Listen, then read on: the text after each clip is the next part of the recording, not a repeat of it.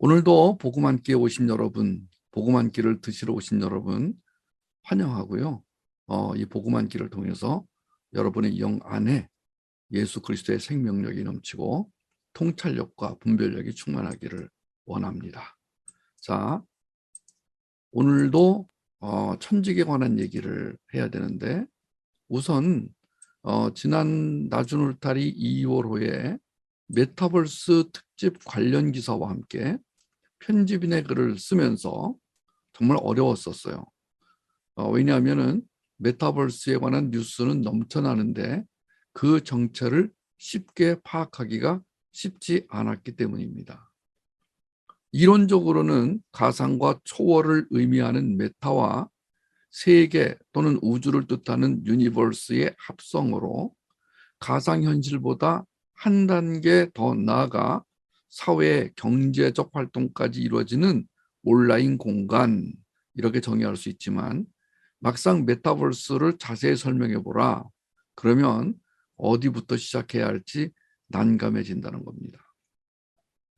한 가지 분명한 것은 메타버스가 앞으로의 대세가 될 거라는 점은 분명합니다.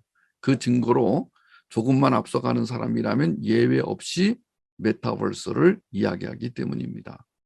눈을 돌리면 어디서나 메타버스를 준비해야 한다고 떠드는 사람의 그런 바람에 정신이 하나도 없을 정도입니다. 지난해 12월 21일자 조선일보에는 메타버스에 탑승해라, 놓치면 미래엔 지각이다, 이런 문구가 대문짝만하게 찍혀 있어서 얼른 펼쳐봤더니 글로벌 빅테크 기업들이 너나 없이 메타버스에 뛰어드는 바람에 지금 전 세계에 메타버스 전쟁이 격화되고 있다는 겁니다. 메타버스에 탑승하라, 놓치면 미래엔 지각이야. 약간 좀 그렇죠? 미국의 월스트리트저널 역시 메타버스 상공에서 빅테크 전쟁이 벌어지고 있다, 이런 기사와 함께 메타버스가 현실에서 상당한 부를 창출한다, 메타버스에 성공하면 돈을 많이 번다, 이런 믿음이 커지고 있다는 증거 아니겠느냐, 이러면서 돈이 걸려있는 문제, 여기에 이제 상당한 부를 창출한다는 요 문제, 여기에 초점을 맞춰서 기사를 냈더라고요. 돈이 걸려있는 문제라서 조금만 힘 있으면 그게 기업이든 개인이든 너도 나도 몰려들어 유리한 고지를 선점하려고 한다는 겁니다. 지금 아무리 잘 나가는 기업이라도 메타버스를 놓치면 머지않아 국물도 못 마시게 된다는 위협성 발언을 서슴지 않는 전문가도 있습니다. 12월 9일자 일간신문의 실언을 보니까 전 삼성경제연구소 산업전략실장이었던 김은환이란 분이 우리 대한민국 국민을 향해서 메타버스 활용해 디지털 강국의 꿈 이루자, 이렇게 외치고 있더라고요. 그분은 메타버스란 꿈을 공유하는 일이라는 말과 함께 사람이 자면서 꾸는 꿈은 깨어난 뒤 이야기를 통해 간접적으로만 공유할 수 있지만 메타버스는 수십만, 수백만 명이 함께 동시에 꾸는 집단적 꿈이라면서 온 국민이 메타버스 안에서 하나가 될 거라는 기대에 흥분을 감추지 못했습니다. 이분은 이제 조금만 있으면 얼마든지 다채롭고 멋진 꿈을 꿀 수 있는, 언제나 항시 마음만 먹으면 그런 꿈을 꿀 수 있는 시대가 올 거라면서 메타버스는 현실에서 꿈으로 가는 일방통행로가 아니라 꿈에서 현실로 돌아오는 길에서 그 가치가 더 커진다, 이렇게 역설하더군요. 또 제가 오늘 본 신문에는요, 시중은행들도 이제는 메타버스 업체를 인수합병해야 살아남을 것이다. 그동안에 뭐 카카오뱅크나 뭐 여러 가지 인터넷 뱅크에 손님을 많이 빼앗겼는데 이제 시중은행들도 메타버스 업체를 인수합병해서 메타버스 속에 들어가 서비스를 안 하면 살아남을 수 없다. 페이스북이 선글라스 브랜드와 협업해서 쓰고 보기만 하면 번역까지 완벽하게 해주고 또 증강현실이나 가상현실, 즉 메타버스를 메타버스답게 경험하게 해줄 기술을 엄청나게 빠른 속도로 개발해가고 있다는 뉴스가 신문과 텔레비전을 통해 끊임없이 쏟아지고 있습니다. 아마 우리 자녀들 중에서도 앞으로 메타버스와 관련된 일을 천직으로 알고 수행해 나갈 그런 자녀도 아마 있을 거라고 생각합니다. 자, 이렇게 전 세계에 메타버스 찬가가 울려 퍼지고 있는 와중에 이해 질세라 기독교계 인사 중 앞서간다는 분들이 하루속히 메타버스 교회를 만들어 Z세대와 알파세대를 새로운 형태의 예배로 끌어들일 준비를 해야 한다는 주장도 속속 나오고 있습니다. 정말 그래야 할까요? 오늘은 메타버스가 곧 꿈이라는 김 실장의 말과 관련해 우리가 꿔야 할 꿈은 무엇인가에 대해 생각해 보고자 합니다. 누구나 잠을 자면 꿈을 꾸게 되죠. 거의 매일 꿈을 꿉니다. 꿈을 꾸고 나면 어떤 것은요 정말 생시 같은 그런 느낌이 들 때도 있습니다. 그런데 밤에 잘 때 꾸는 꿈 말고 자기가 되고 싶은 것, 자기가 하고 싶은 것, 즉 희망사항을 꿈이라고 한다면 메타버스는 현실에서 이룰 수 없는 꿈을 가상세계에서 경험하게 해준다니 어떻게 외면할 수가 있겠어요? 우리 자녀들이 아마 이 메타버스가 정말 본격화되면은 그 안에서 살면서 나오려고 하지 않을 것 같아요. 갈수록 경쟁이 치열해지는 세상에서 자신이 루저라고 생각하는 사람들은 이 메타버스 안에서 나오려고 하지 않고 폐인이 될 게 분명해 보이는데 가만히 있으라고요? 물론 이 메타버스가 이루지 못한 꿈을 대리 만족하게 해준다면 억압된 분노나 열등감 등을 어느 정도는 해소하는 효과도 있겠죠. 그러나 다른 사람은 몰라도 예수 그리스도의 생명으로 거듭난 사람이 자기의 꿈이 이루어지기를, 내 꿈이 이루어지기를 간절히 바라다가 안 되니까 메타버스로 들어가서 자각몽 같은 걸 이용해 그 꿈을 맛보려 한다면 문제가 심각해진다는 걸 다시 한번 강조하고 싶습니다. 어려서부터 복음사역, 회복사역, 문화사역으로 양육을 제대로 받지 못한다면 어떻게 숨막힐 정도의 절망감과 그걸 중독으로 이기라는 유혹을 물리칠 수가 있겠습니까? 예수 그리스도의 생명으로 거듭난 자녀라면 이 땅에서 자신의 꿈을 성취하는 데 삶의 목표를 두는 게 아니라 주님이 주시는 비전에 더 관심을 가져야 하는 거 아니겠습니까? 꿈이 아니라 비전입니다. 우리 모두에게 주님이 비전을 주십니다. 잘 찾아보십시오. 잘 생각해 보시고 하나님이 나에게 주신 비전은 무엇인가? 예수 생명을 가진 자의 초점, 관점, 지향점은 오직 예수 그리스도여야 한다는 걸 모른다면 아마도 육에 속한 자이거나 구원받지 못한 자가 틀림없을 것 같습니다. 그렇습니다. 우리는 항상 초점과 관점과 지향점을 점검하며 살아야 할 사람들입니다. 초점은 눈이 사물을 가장 똑똑히 볼 수 있도록 맞추는 어떤 점을 뜻하기도 합니다. 또 사람들의 관심이나 주의가 집중되는 부분을 말하기도 합니다. 인생에서 초점이 맞지 않을 때 발생하는 문제는 정체성입니다. 이 정체성이 흔들리면 자신이 누구인지, 어디서 와서 어디로 가는지, 왜 사는지, 무엇이 가치 있는지, 그것을 어떻게 하는지 도무지 알 수가 없게 됩니다. 그러면 방황이 시작이 되고 탕자처럼 아버지 집을 나가게 되는 것입니다. 탕자 이야기 정말 지난 주일날 우리 강 목사님의 설교에서 이 탕자 이야기는 정말 은혜로웠습니다. 예수님이 탕자가 되어 우리에게 오셨다. 탕자가 되어 탕자와 함께 살려고 오셨다. 참 너무나 지난주 이 설교 메시지가 아직도 제 가슴에 남아 있습니다. 예수님의 삶 모두가 나와 같이, 나와 함께 되어 주셨다.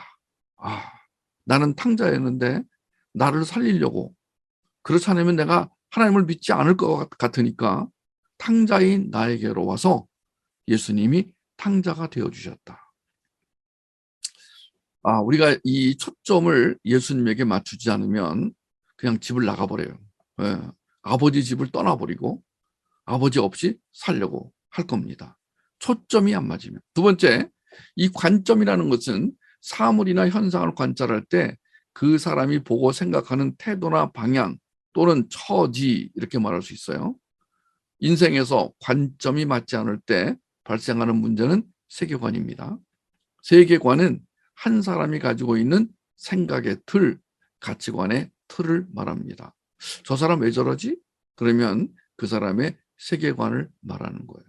사람은 누구나 자기가 가지고 있는 세계관에 따라 살게 되니까 세계관이 잘못 형성되면 주님의 계획하심과 전혀 다른 방향의 삶을 살아갈 수밖에 없습니다. 누가복음의 탕자는 아버지 돈만 가지면 인생이 행복할 줄 알았습니다. 그래서 아버지 유산을 미리 달래서 그걸 가지고 집을 나갔던 겁니다. 그래서 어떻게 됐어요? 돼지 우리에 들어가 쥐염 열매나 먹다가 굶어 죽을 뻔했어요. 사도행전의 바울은 예수의 제자를 잡아 가두고 죽이는 일이 조상의 하나님께 충성하는 거라고 생각했지만 다마스커스로 가는 길에서 그 관점이 완전히 바뀌었습니다. 말에서 떨어지는 순간 뭐가 바뀌었다고요? 관점이 바뀌었습니다. 관점이 뭐라고요? 세계관이에요. 내가 지금까지 했던 일은 틀린 일이었구나. 여러분, 이것을 패러다임 시프트라고 합니다. 이런 변화가 날마다 일어나는 경험을 하게 되기를 바랍니다. 천직을 찾는 것도 이 패러다임 시프트가 없으면, 일어나지 않으면 천직을 찾는 것은 불가능합니다. 베드로의 경우 볼까요? 베드로는 이방인과 멀리하는 게 하나님 기뻐하시는 거라 생각하고 여기며 살았지만 하나님은 전혀 다른 생각을 가지고 계셨습니다. 그래서 욥바라는 항구 도시에 머물 때 기도하러 지붕에 올라간 베드로에게, 그 당시는요, 그 유대인들의 집 구조가요, 지붕에 올라가도 무너지지 않을 정도로 지붕을 잘 만들었대요. 그래서 사람들이 조용한 장소를 찾으려면은 지붕 위에 올라갔대요. 베드로가 기도하러 지붕 위에 올라갔는데 갑자기 하나님의 환상을 보여주셨습니다. 3번이나 금지된 동물을 잡아 먹으라, 이 환상을 보여주시면서 드디어 마침내 베드로로 하여금 그 이유를 깨닫게 만드십니다. 만약 그때 베드로나 바울이 자기의 세계관을 버리고 주님의 세계관, 즉 기독교 세계관으로 바꾸지 않았다면 어떻게 됐을까요? 생각하기도 싫어요. 오늘 이 복음 한 끼를 잡수시는 여러분들도 복음 한 끼를 먹음으로 말미암아 초점과 관점과 지향점이 바뀌거나 아니면 확인이 되는 그런 귀한 시간이 됐으면 좋겠습니다. 하나님은 이사야서 55장 9절에서 내 길은 너희의 길보다 높으며 내 생각은 너희의 생각보다 높다라고 선언하셨어요. 하나님의 길을 찾아내고 하나님의 생각을 가지도록 하는 것이 영적 지각력이고 기독교 세계관이에요. 이 기독교 세계관이란 하나님의 관점에서 모든 것을 보고 판단하는 거죠. 하나님의 관점에서 보면 메타버스는 위험 요소가 많기 때문에 교회 안으로 가져오는데 신중해야 한다는 게 제 의견입니다. 저는 이런 세계관을 가지고 있어요. 문화를 교회로 가지고 들어올 때는 신중해야 한다. 조심해야 한다. 이게 제가 갖고 있는 세계관이에요.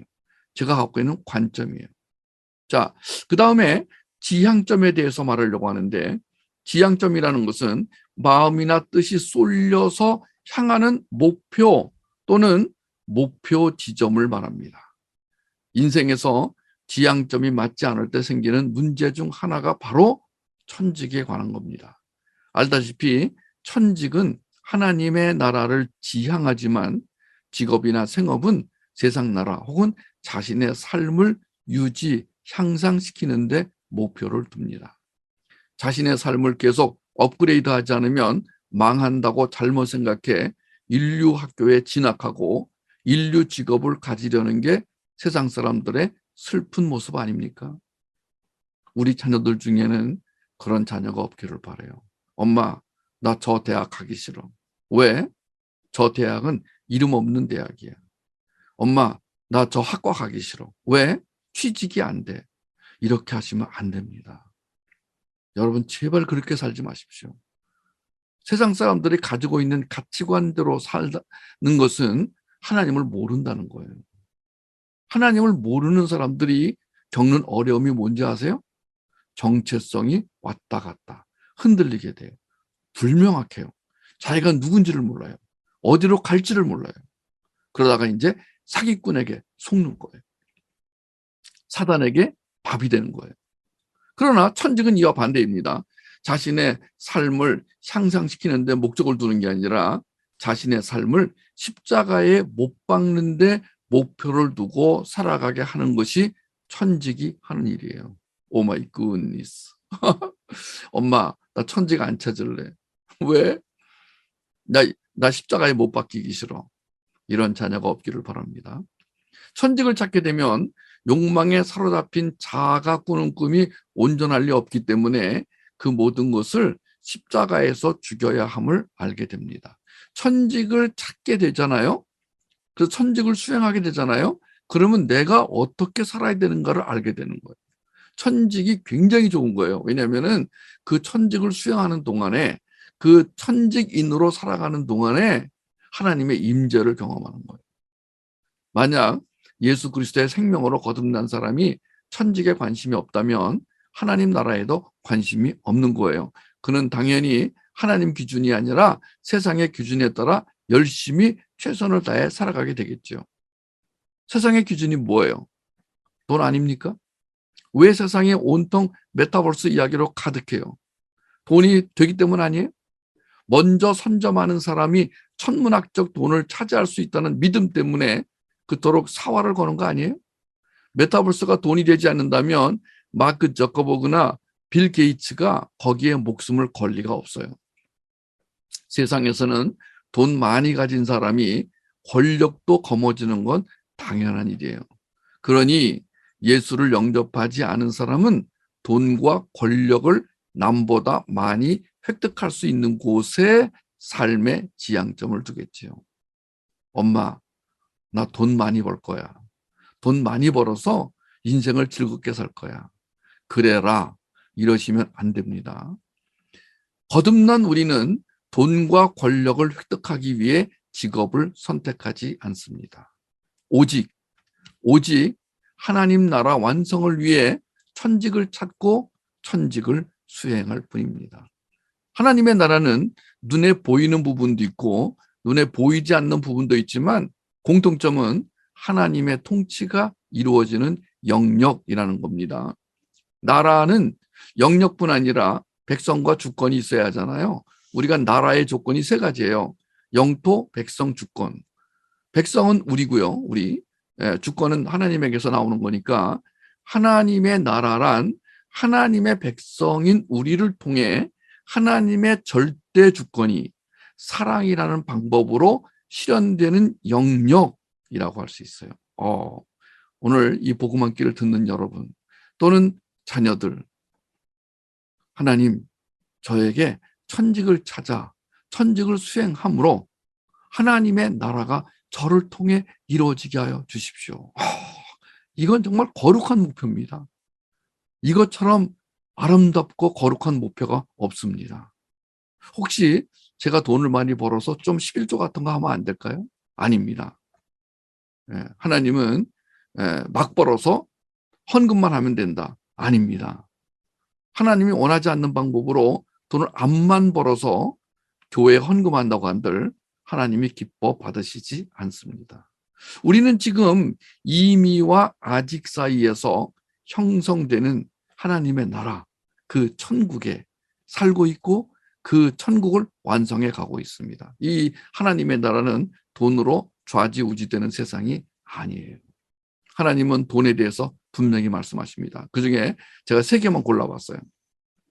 디모데전서 6장 10절에 돈을 사랑함이 일만하게 뿌리가 되나니 이것을 사모하는 자들이 미혹을 받아 믿음에서 떠나 많은 근심으로써 자기를 찔렀도다. 예. 돈이 필요해요. 돈 없으면 밥 못 먹어요. 그래서 하나님이 우리에게 돈을 벌도록 기회를 주세요.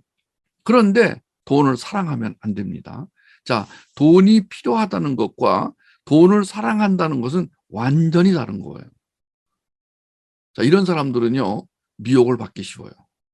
그래서 결국은요, 그 돈이 많은 사람들이 근심이 많게 된다는 거예요.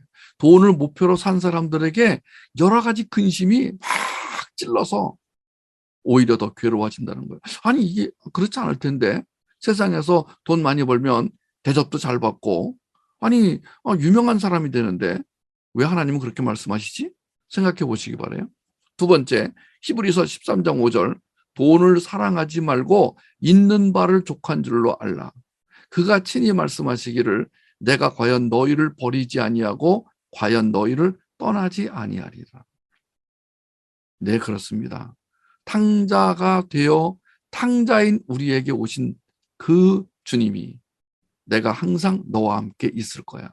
걱정하지 마. 내가 너와 함께 있을 거야. 걱정하지 마. 내가 있잖아. 그런데 왜 너는 나를 안 믿고 돈을 믿니? 자, 돈을 사랑한다는 것은 돈의 힘을 믿는다는 거예요. 예. 여러분, 대학을 결정할 때 그 대학이 유명하냐, 유명하지 않냐, 1류냐, 2류냐, 3류냐, 이거 왜 따지는지 알아요? 돈이에요. 명예예요. 권력이에요. 여러분, 그런데 하나님은 그 돈과 권력과 명예를 쫓는 사람에게 분명히 말씀합니다. 세 번째 말씀 볼까요? 디모데후서 3장 1절과 2절입니다. 너는 이것을 알라. 말세에 고통하는 때가 이르러 사람들이 자기를 사랑하며 돈을 사랑하게 될 것이다. 너는 그러지 말아라. 많은 사람들이 갈수록 돈을 사랑하게 될 거야. 그 돈을 사랑한다는 건 자기를 사랑하는 거야. 아들아, 딸아, 너는 그렇게 살지 말아라. 자, 그렇기 때문에 여러분 되풀이하는 말입니다. 아주 중요한 말입니다. 천직이냐 아니냐를 구분하는 첫 번째 기준이 돈이라는 사실을 잊지 마시기를 바라요. 즉, 돈에 매이지 않으면 천직이 돼요. 그런데 돈에 좌우되면 직업이 돼요. 이 사실을 알고 부모의 경우 자기 자녀에게 잘 알려주시기 바라요. 나 안 알려주고 싶어. 나에게도 그런 마음이 있어. 좀 내 자식이 돈을 좀 많이 벌어갖고 와가지고 나를 좀 봉양했으면 좋겠다. 내 노후를 보장해줬으면 좋겠다. 그런 마음 있으시죠? 내려놓으세요. 우리가 이 돈과 하나님, 성경은요, 돈과 하나님을 굉장히 비교합니다. 술과 성령을 비교하고요. 세상과 교회를 비교합니다. 여러분, 하나님이 뭐가 다른지를, 그리고 우리에게 어떤 것을 선택해야 하는지를 계속 말씀합니다. 계속 말씀합니다. 탕자가 된 우리에게 탕자가 되어 오신 예수 그리스도.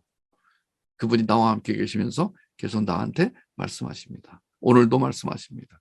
세상에서 메타버스를 수용하고 더욱 발전시키자는 사람들은 두 가지 이유를 댑니다. 돈과 꿈. 메타버스가 돈을 벌어주고 꿈을 꾸게 해준다는 겁니다. 이렇게 세상 사람들의 초점, 관점, 지향점은 명확합니다. 돈과 꿈입니다. 그러나 우리의 초점은 예수 그리스도, 관점은 기독교 세계관, 지향점은 하나님의 나라. 그러니까 우리는 돈이 아니라 부르심, 꿈이 아니라 비전을 따라가게 하는 것입니다. 우리의 초점과 관점과 지향점이 제대로 되어 있으면 돈이 아니라 하나님의 부르시는 곳으로, 꿈이 아니라 하나님이 주시는 비전을 따라가게 된다는 것입니다. 우리는 주님에게서 나와 주님께로 돌아가는 자들이며 모든 것을 주님께로부터 받아 주님을 영화롭게 하는데 사용하는 자들입니다. 우리가 가진 은사와 재능 전부 주님이 주신 거예요. 그것을 가지고 주님을 영화롭게 하는데 사용되어집니다. 인생의 제일 되는 목적이 뭐라 그랬어요? 하나님께 영광을 돌리며 하나님을 영원토록 즐거워하는 것이다. 소위문답 첫 번째가 뭐라고 그랬어요? 인생의 제일 되는 목적이 뭐라고요? 하나님을 영화롭게 하며. 하나님은 원래 영화로우신 분이신데 우리가 하나님을 영화롭게 할 수 있대요, 세상에. 아니, 하나님은 원래가 영화로우신 분이에요. 누가 뭐 하나님은 영화로우시다, 아니다, 이게 말할 필요가 없어요. 그런데 우리를 만드신 목적, 우리를 이 세상에 보내신 목적이 내가 너희를 통하여 영광이 될 것이다. 영광을 받을 것이다. 자, 우리가 하나님께 영광이 되는 삶을 살기 위해서는 초점과 관점과 지향점이 분명히 딱 올바로 맞아야 됩니다. 그렇지 않으면 흔들리게 됩니다. 생각해 보면요, 제가 낮은 울타리 사역 시작할 때 사단은 마침내 대중문화를 선택했습니다 라는 책을 써서 베스트셀러가 됐는데, 이제는 기술을 조심하십시오. 아니, 사단은 마침내 기술을 선택했습니다 라는 경고를 전하고 싶어요. 이 말은 세상의 모든 기술을 거부하라는 게 아니라 조심하라는 이야기예요. 문화와 기술에 대해서 와처, 가이드, 프로듀서가 되라는 것입니다. 사단이 삼손의 강점을 이용하여 무너뜨렸듯이 오늘날 사단은 세상 문화와 기술을 선도하려는 기독교인의 자세를 역이용해 교회를 전복시키려 한다는 사실을 오스 기니스의 무덤 파괴 작전을 통해서 확인하시기를 바라요. 자, 기독교인은 원래가 열심히 살게 돼 있어요. 예수를 믿잖아요. 굉장히 열심히 삽니다. 예수님을 믿은 사람들, 정상적인 사람들은 부지런합니다. 예. 그런데 그 부지런함을 하나님을 영화롭게 위해서 쓰는 게 아니라 자기의 욕망을 위해서 그 부지런함을 쓴다면은 오스기니스가 말한 무덤 파기 작전에 걸려들 위험이 매우 크다는 거예요. 기독교인들은 적극적이에요. 그래서 우리가 제대로만 신앙생활을 하는 사람들은요, 적극적인, 정말 자기의 가지고 있는 모든 것을 다 동원해서 인생을 열심히 살려는 마음을 갖게 됩니다. 부지런해져요. 예수님 제대로 믿는 친구들은요, 굉장히 부지런해요. 그런데 문제는 사단이 그거를 역용할 수 있다는 거예요. 그래서 항상, 자, 나는 지금 초점이 맞는가, 관점이 맞는가, 지향점이 맞는가, 이거 확인하시기를 바랍니다. 뭐 이렇게 뭐 지금 사단이 우리를 뭐 노리고 있다, 사단이 우리를 공격한다, 영적 전쟁이 있다, 이렇게 말한다고 그래서 뭐 부모가 자녀 앞에서 겁을 먹거나 두려운 모습을 보일 필요가 없습니다. 메타버스든 무엇이든 수용이냐, 배제냐, 보완이냐를 결정할 때 부디 초점과 관점과 지향점을 잃어버리지 마시기를 바랄 뿐입니다. 여러분과 여러분 자녀에게 부디 천직이 제대로 잘 찾아져서 그 천직을 수행함으로 날마다 하나님의 임재를 경험하며 내가 지금 하나님에게 영광이 되는 삶을 살고 있구나, 이 자각 속에서 감사와 기쁨이 넘쳐나는 그런 삶이 경험되기를 간절히 원하고 축복합니다. 메타버스에 대한 자료를 조사할 때마다 머리가 막 아파요. 이제는 메타버스를 모르면 아무것도 못할 것 같고, 메타버스를 이용하지 않으면 이제는 뭐 거지가 될 것 같고, 낙오 될 것 같고, 그런 이야기들이 난무하고 있습니다. 여러분, 이 메타버스 문제뿐이 아니라 뭐 기후 문제라든가 뭐 자원 문제라든가 뭐 직업 문제라든가 뭐 인공지능이 많은 사람들의 직업을 빼앗아갈 거라는 등 뭐 수많은 이야기들이 너무너무 막 우리 머리를 막 어지럽힙니다. 자, 어떤 상황에 들어가든 나의 초점은, 나의 관점은, 나의 지향점은, 그리고 천직인으로 사는가, 그렇지 않은가? 잘 확인해 보시고, 그렇지 않다면 빨리 바울처럼, 베드로처럼 패러다임의 이 완전히 패러다임이 바뀌는 그런 경험을 하게 되시기를 바랍니다. 다마스커스에서 바울이 경험했던 패러다임 시프트, 요빠 항구의 어느 집 옥상에서 경험했던 베드로의 패러다임 시프트, 모세, 아브라함, 요셉, 성경의 수많은 하나님의 사람들이 경험했던 그 경험들이 오늘 우리 삶 속에서 날마다 역동적으로 일어나서 풍성한 삶을 경험하게 되기를 바랍니다. 방황하지 않도록 도와주십시오. 흔들리지 않도록 도와주십시오. 헷갈리지 않도록 도와주십시오. 복음을 먹는다는 것은 우리의 정체성과 세계관이 자리를 바로 잡게 된다는 것입니다. 복음을 먹는다는 것은 하나님의 눈으로 세상을 바라보게 된다는 것입니다. 복음을 먹는다는 것은 하나님의 능력으로 세상을 성공적으로 살게 된다는 것입니다. 오늘도 복음을 먹으러 들어오신 여러분 잘하셨습니다. 오늘 주신 복음이 뭐였어요? 돈을 사랑하지 말아라. 오늘 주신 복음이 뭐였어요? 너의 인생의 초점이 뭐니? 오늘 주신 복음이 뭐였어요? 너와 네 자녀의 관점은 제대로 잡혀 있니? 오늘 주신 복음이 뭐였어요? 너는 지금 어디를 향하여 가고 있니? 오늘 복음 안에서 찾게 된 이 해답을 여러분 손에 꽉 쥐고, 그러나 주님이 주신 능력을 받아 하나님이 허용하시는 범위 안에서 누리며 즐기며 노래하며 감사하며 하나님께 영광을 돌리는 귀한 삶이 되기를 주의 이름으로 축복합니다.